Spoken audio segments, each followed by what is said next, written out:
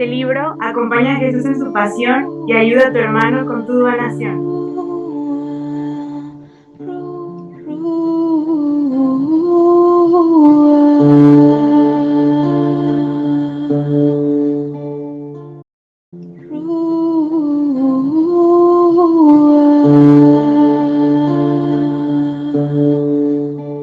Buenas tardes, queridos hermanos, queremos compartir con ustedes el santo del día de hoy. Hoy la Iglesia celebra a Santa Margarita de Escocia, esposa, madre y reina de familia. Nace en el año 1045 en Hungría, de estirpe regia, tanto de madre como de padre. Es descendiente de santos. Ella une las familias reales de Hungría, Inglaterra y Escocia. Santa Margarita era de naturaleza bondadosa, inteligente, muy caritativa y muy piadosa. Sus rasgos sajones muestran una dulzura y una simpatía y una gran determinación. Ella de pequeña, recibió la gracia del bautismo, que como sabemos es el principio de la santidad. ¿Sí? Es como esa semilla que Dios pone en el corazón de cada uno y nos invita a ser santos.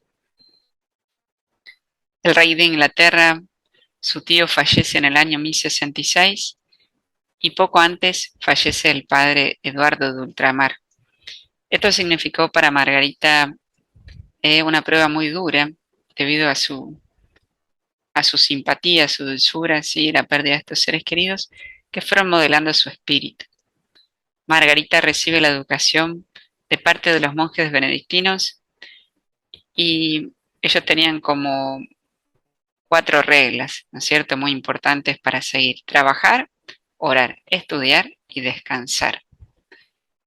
Margarita amó desde muy pequeña la palabra de Dios, con esto que nos insiste mucho el Papa, ¿no es cierto?, llevar el Evangelio en el bolsillo, leer la palabra. Estos últimos 2 papas que hemos tenido en la Iglesia han dicho que el cambio de la Iglesia va a venir por el conocimiento de la palabra de Dios. Qué lindo que es esto. Y Margarita de muy pequeña logró también refugiarse y la palabra de Dios fue como ese refugio que le encontró para sacar fuerzas y seguir adelante. Recordemos la pérdida de sus seres queridos.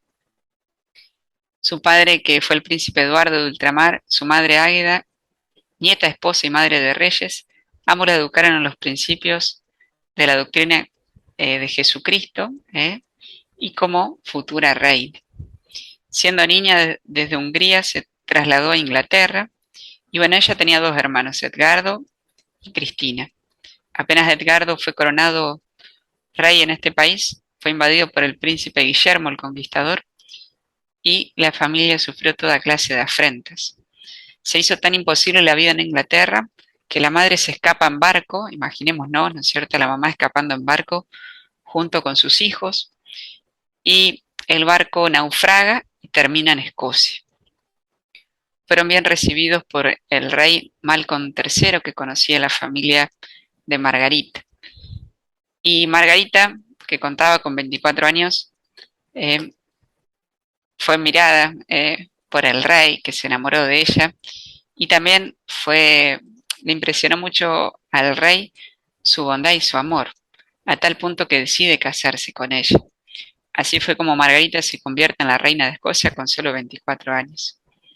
Para Margarita lo más importante de su vida era ayudar a los pobres.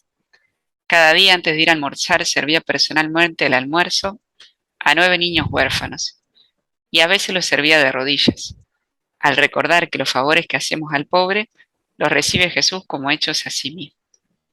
En su palacio de reina se atendía diariamente a centenares de pobres, y cuando ella salía por las calles, volvía a casa sin dinero, sin joyas y hasta sin el manto, porque todo lo regalaba a los necesitados.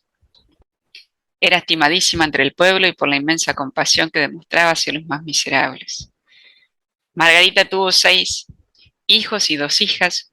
Su esposo Malcolm III era cruel y rudo, pero la amabilidad de Margarita lo fue volviendo amable y caritativo, tanto que él mismo le ayudaba a servir el almuerzo a los centenares de pobres que llegaban a pedir diariamente el almuerzo. ¿Sí? De los hijos de Margarita, 2 llegaron a ser santos y 3 fueron reyes.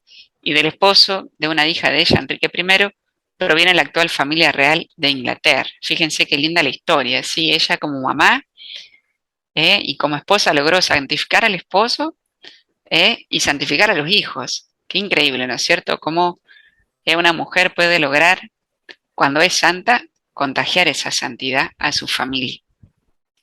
Margarita costea la construcción de conventos y templos junto con su marido y organiza una asociación de señoras para dedicarse con ellas a tejer y a bordar ornamentos para las iglesias.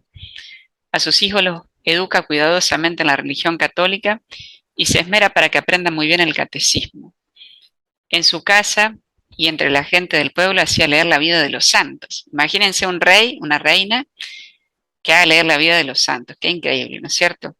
Se esmeraba por conseguir sacerdotes fervorosos para las parroquias.